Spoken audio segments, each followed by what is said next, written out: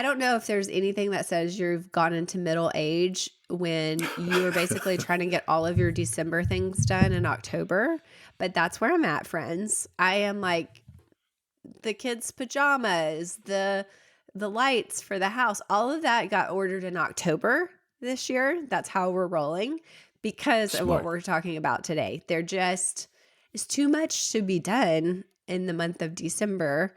And so one of the ways I chose to tackle it was, well, we're just going to pretend it's holiday season for 3 months and try to spread this thing out a little bit. That's the way to go. You stretch it out, start earlier, and then you get to enjoy the holiday season longer. And it might have an intense period toward the end, but at least you enjoy the other 2 months. Everybody, this is really important what I'm about to say. Okay. Nick, this is probably what you're about to bring up. Mm-hmm. You have to have basically a no buy December, like BUY, no buying in December. Because what happens is if you start buying all the things in October, you never actually stop. And then you just spend like astronomically more on gifts than you would have. And so you've got to be like, okay, I'm going to get everything done by December 1st. And then December is like, I'm not buying any gifts. You got to kind of shut the door. Otherwise, your children are going to wake up. They're going to be like, this is the greatest Christmas of all time because my parents have been buying gifts for 6 months and never put the brakes on. Or you forget the gifts you bought and they're still in the closet. True. Christmas morning. True. I am team Christmas starts after Thanksgiving dinner hard. Like we don't roll into Christmas. We don't, but you get Thanksgiving and then once dinner is over, it's like Charlie Brown's on television. It's whatever. The tree might even go up on Thanksgiving night, maybe, usually Black Friday. I did make the mistake of buying a fake tree thinking it was more environmentally sound because that's what I thought, but it turns out, fun fact, it is not. But at this point, if I don't use it, then I've really wasted it. So now I've got to use it for a while. I actually like fake trees. I know that's controversial, but so Blake, I'm a Black Friday tree person. What about you? I would say that the Venn diagram of people who are rigid about when Christmas starts and also don't buy real trees, I think that you're in a small little niche there. I think that's this little micro niche where it's like Christmas is about this time and this is the way. But yeah, whatever. Just throw some crap up there. Just fake. It's fine. Sorry, your fake tree is not crap. That's not what I'm saying. I'm just saying, am I saying that I'm better than you because I only get real trees? Yes, of course. But that's not the point of this podcast episode. No, I'm just kidding, Nick. I feel, just to be honest, I feel like the most I'm the least productive person on the internet right now, apparently, because I've never done any Christmas things before Thanksgiving. Like, not because I feel vigilant about it, but because y'all are just way more together and forward thinking. I think I need to add that to my quarterly preview next October, apparently, and just do it alongside Courtney. I've done actually a fourth quarter quarterly preview. I'm remembering now alongside Courtney. She had all her goals for the following year already scripted, and it was 15 minutes into October. So I have a lot to learn from you guys, and maybe you can help me learn in this episode because, and yes, audience, you're correct. I'm transitioning here. This episode's all about how busy, how kind of nutty this holiday season can be, and I've got a lot to learn from these folks here because what they've done is made some arrangements so that it's a little bit more manageable.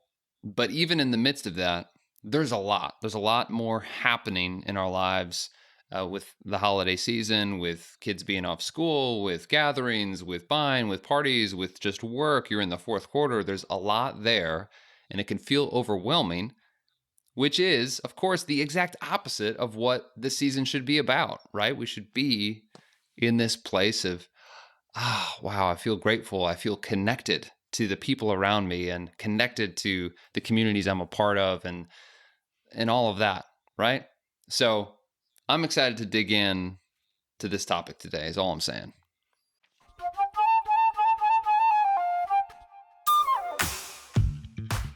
Welcome to another great episode of Focus on This, the most productive podcast on the internet. So you can banish distractions, get the right stuff done, and finally start loving Mondays. I'm Verbs here with Courtney Baker, and Blake Stratton. Happy Monday to you all. Happy Monday. You didn't say your thing, Guys. Blake, and I feel like we can't start until you do it. The cult following will not have it. My thing? Yeah, you always say happy Monday unto you. Oh, I do. That's the morning blessing, the Monday blessing. This, and a Monday, yes. Well, happy Monday unto you, Verbs, and also unto you, Courtney, and also unto you and yours, Nick, and a happy Monday unto me, a happy Monday unto everyone. Now it's ruined. Okay. No, It never would be- enough. I was trying to do a Tiny Tim, some kind of connection Yeah. there, whatever. Seasonal. So we have already talked just quickly about some strategies that we're all, employing to try to make December work better in our lives. But today we want to give you a single strategy that you can try to hopefully simplify the holiday season. And that strategy is to just simplify your rituals.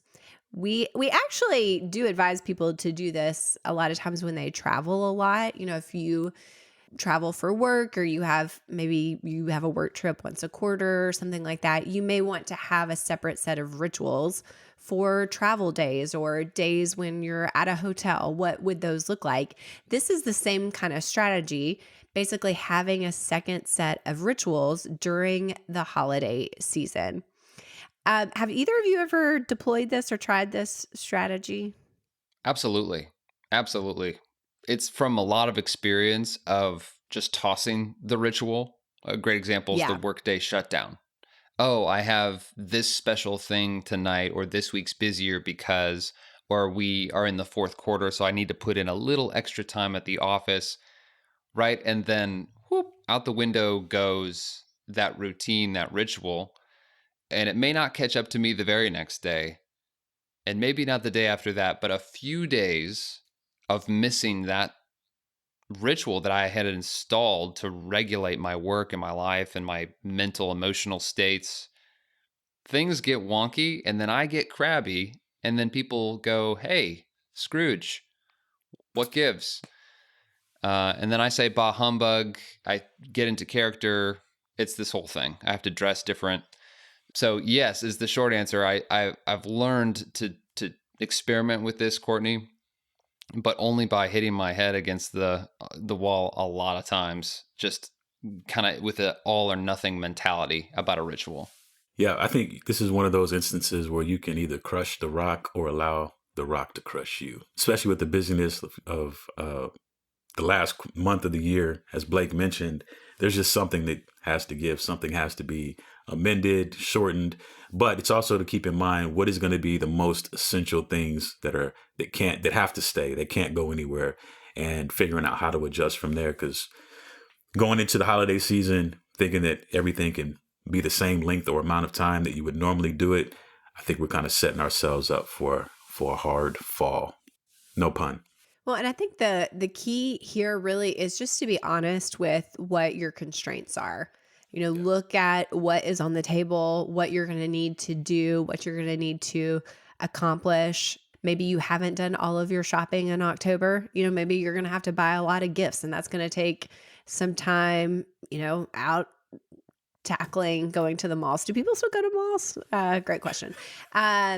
It may be that you're going to have to, like Blake said, you're going to have to be at the office later than you normally are, or you've just got a lot of events at night, and you're not going to be able to do your normal nighttime ritual the way that you normally would. So once you've kind of established, hey, what are the actual constraints that I'm going to have this month? Once you have that, you can just ask yourself, what can I cut? And this is somewhere you have permission, you have my permission to be brutal here and really ask, what is the bare minimum? What is absolutely essential for getting, the results that I want with the constraints that I have? So, for example, if you have a morning ritual and ideally you are getting up at a certain time, you're reading, you're doing some yoga or that sort of thing. And your ritual, ideally, like my morning ritual, ideally is about 90 minutes. I love the mornings. It's that it's that time where everyone else is quiet or asleep, and so that's really important to me. And yet in this season, one question that I would ask is, okay, if I only had 20 minutes, 15 minutes or 30 minutes, what is the version of this? What would I cut? What would I do if I only had that much time? Because there will be mornings where you probably do only have that much time. And then temptation, I don't know if you guys have done this. When I look at the clock and I go, "Oh, I have this extra thing or this changed," rather than using the limited amount of time I have, can actually squander it, which seems backwards, right? Like, Mm-hmm. but my thinking maybe is that all or nothing mentality.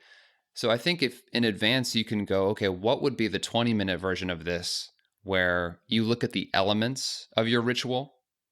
So, and you can do this with morning ritual, really any ritual, but you look at what are these activities and the time with the activities actually represent? What's the need that they're meeting? And then Mm-hmm. see, okay, how can I replace that either in a different way, like I do this once a week instead of every day type of thing, or like the morning ritual, maybe part of it is, hey, I do this, I go to the gym because that's my time to exercise. Well, going to and from the gym, that's going to take a total of, 25 minutes, depending on where your gym is at. And then you do the whole thing like, okay, could we change this workout regimen or have a version of that say, I don't have very much time, where you simply just go for a jog around your block and the whole thing takes 10 minutes instead of the whole thing taking 45 minutes.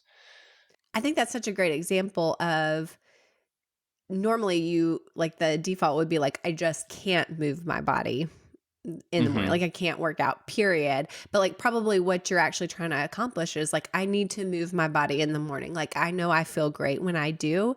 And there's a scaled down version that still accomplishes, again, maybe not the ideal, but still doesn't just completely throw that out the window. Yeah, or similarly with the workday startup ritual, maybe there's a certain level of organization or a certain level of things you do in your workday startup or workday shutdown that really cue you up for an ideal day or to end your day ideally. And I would look at what you currently have written in your ritual and just write down, the reason I'm doing this is because, if you're having trouble just automatically thinking of it, just write it out. Oh, I'm doing this because X. And then ask yourself, well, if time were limited and I had to still do that, what could I cut? What could I shrink down? Or what could I batch into a totally different time of the day or the week? So making it a weekly activity versus, every day or something like that. Get creative with it. It's going to be helpful to do this ahead of time. I think maybe the biggest benefit, you guys, and I'm preaching to myself here because this is, as I admitted earlier, this is something that I struggle with. But I think what I really struggle with is there's a domino effect of feeling like my day is running me rather than I'm running my day, to use, Verbs analogy of like, you can crush the rock or, kind of let it crush you, is just by the mentality or the emotions of my life is so busy and I'm just trying to keep up. That has a domino effect on every other part of your day and an effect of your productivity and your creativity and your overall effectiveness at everything you're trying to do at work or even in your personal life. So I think the power of simplifying your rituals is, yes, you will get to take care of yourself and take care of things in a more effective manner. But the bigger leverage is probably at the emotional level of that sense of, yes, things are busier than normal, but I have a plan. I'm still in charge. And there's going to be a positive domino effect in other areas of your life because of that choice.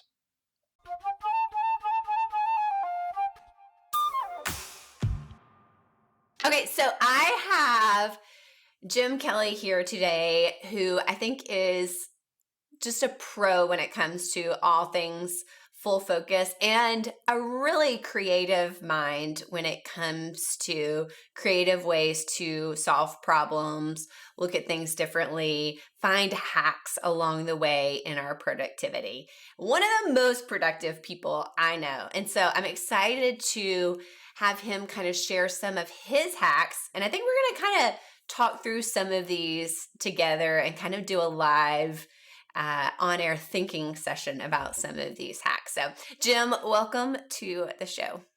Courtney, thank you for having me. I appreciate it. And I'm excited. This is like one of my favorite topics to talk about, just hacks and optimizing life. And we don't do it anymore between the executive assistants on our team, but we used to share a win. What are we winning for the past week? What's a struggle that we've had for the past week? And what's one hack? And that was my favorite part of the sharing that we did each week, because I would try to come up with a new hack. And so this gets my juices flowing. So I'm excited about this. Love it. So how many hacks do you have, Jim?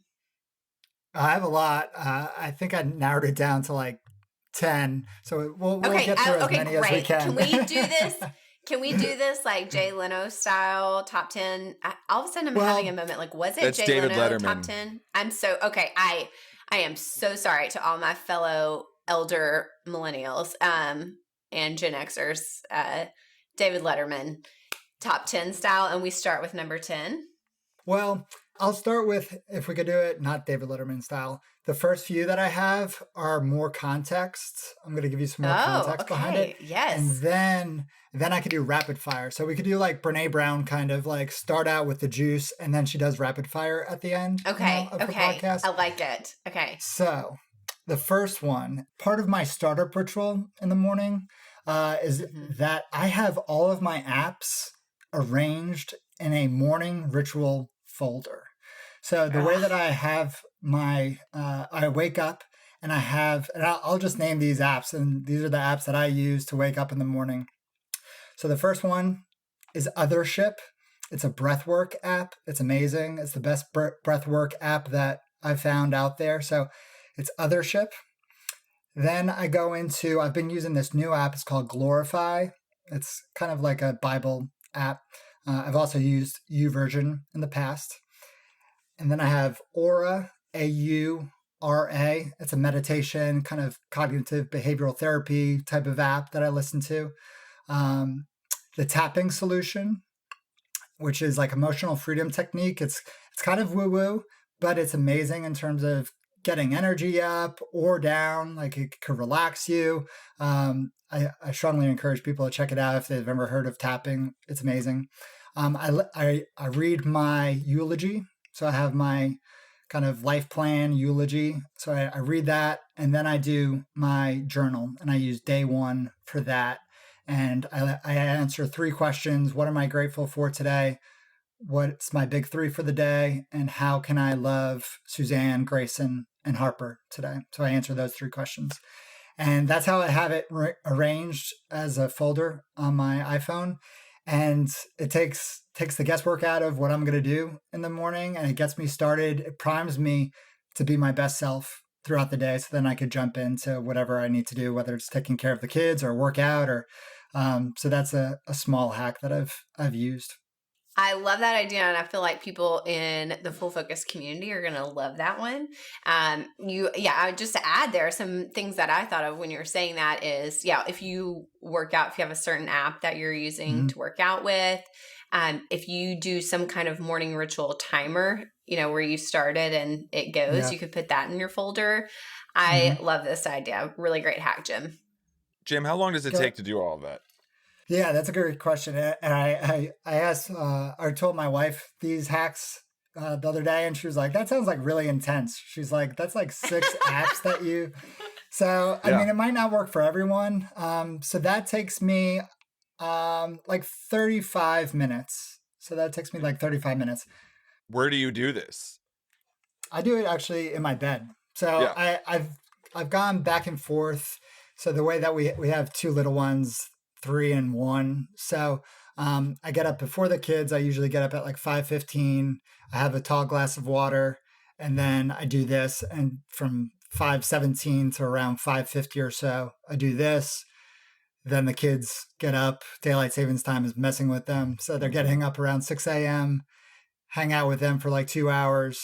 And then at 8 a.m., I'll work out. So, but I've done it where I work out before the kids wake up, and then I do this kind of routine. This, like, because this really gets me in the right mindset, the right head game.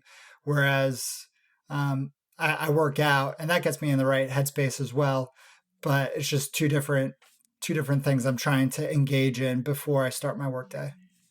Jim, I would like to, on behalf of all the listening audience that is thinking what I'm thinking right now, which is your mental fortitude to be able to sit in a bed at 5:15 in the morning and not go back to sleep is, because I would like to raise my hand that I would be like one meditation in and be like, and that was awesome. I'm going back to sleep. Yeah. Actually, it would probably put me to sleep. Yeah, I've never fallen asleep. There was one day that I was about to fall asleep, but then I came to it. But my wife, Suzanne, is the same way. She said, how do you get back in bed after, being asleep and then doing the meditation and stuff? I'm like, nah, I'm a morning person and I know how beneficial it is to me if I have that set up for the day. So it's motivational for me to do it. Well, Jim, we are like 2 hacks in, super rich hacks. We were going to shoot for 10. I think the solution here is we're just going to have you back. So why don't you give us one more quick one and then let's get you scheduled back to come join us again. Sounds great. All right. This last one will be quick. This is it's a plugin for those that use Gmail or Outlook. And it's called Boomerang for Gmail or Boomerang for Outlook. And like 6 years ago, I remember Boomerang as kind of like the send later app that you could use or the plugin that you could use or the extension that you could use. The one thing that they've added that I love about it is that you could pause the inbox. So if you want to work within your email, but you don't want emails coming in while you're working within the email, you could actually pause the email. And then it goes to the separate folder that you don't see until you unpause it. And then you could work for the emails that have come in. And this is so beneficial for those that get easily distracted by incoming emails and work within your email. You could pause your email. So Boomerang for Gmail or Boomerang for Outlook is a huge hack that I use. I love that idea. I think that's, we talk about the never-ending to-do list a lot, but the never-ending email list is probably also applicable. Like it just keeps coming in as fast as you can actually get some things done. Yeah. And I would think especially people that not just our own, but if you work with somebody else's email, it's like double that it gives you a little bit a sense of accomplishment if you can pause it and actually see that inbox, maybe even get to 0. Exactly. And then unleash the new set of emails. That's awesome. Jim, it was so great to have you today. Thanks for coming and sharing your hacks. You have such a great mind for thinking about these things and really creative new ways to increase productivity. So thank you. And we'll see you in a few weeks again. Sounds great. Thank you for having me, Courtney. If we say it on the podcast, you have to do it. All right. Thanks, Jim.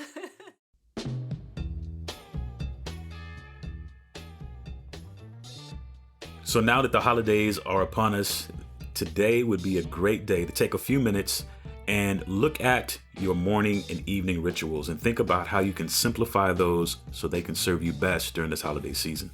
So if you want to take some time to write those out and kind of simplify your rituals, we have a free download for you. You can do that at fullfocusplanner.com/downloads. And you're going to look for the Build Your Own Ritual Kit. And that's going to allow you to kind of draft out what your rituals could look like during the month of December. Thanks for joining us on Focus on This. This is the most productive podcast on the internet, so share it with your friends. And don't forget to join us over in the Full Focus Planner community on Facebook. We'll be back next Monday with another great, I almost said message, another great message for you. We'll be back next Monday with another great episode. Until then, stay focused. Stay focused. Hey, wait for us. Yay. That's what I thought too. Until then, stay focused. All right. I just knew. She was like, let me get this done. Stay flippin' focused.